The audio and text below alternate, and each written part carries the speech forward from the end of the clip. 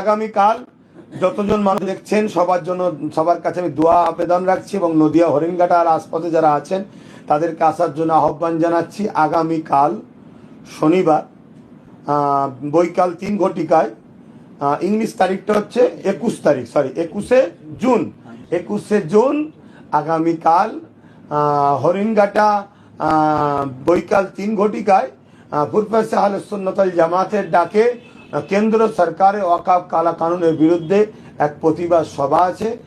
হরিণঘাটার এলাকার প্রত্যেকটা মানুষকে আসার জন্য আহ্বান জানাচ্ছি।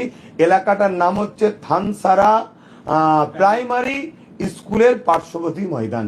থানসারা প্রাইমারি স্কুলের পার্শ্ববর্তী ময়দান, সময় বিকাল 3 ঘটিকায়। আর আপনারা সকলে আসবেন।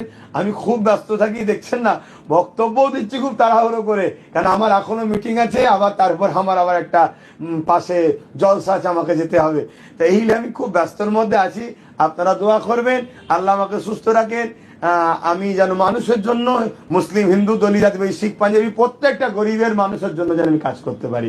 গরিবের হয়ে কথা বলা এটা আমার ধর্মীয় কাজ, এটা আমার দেশের কাজ, এটা আমার দেশের আদর্শ, দেশ শিখিয়েছে, এবং এটা মানুষ হিসাবে এটা আমাদের দায়িত্ব।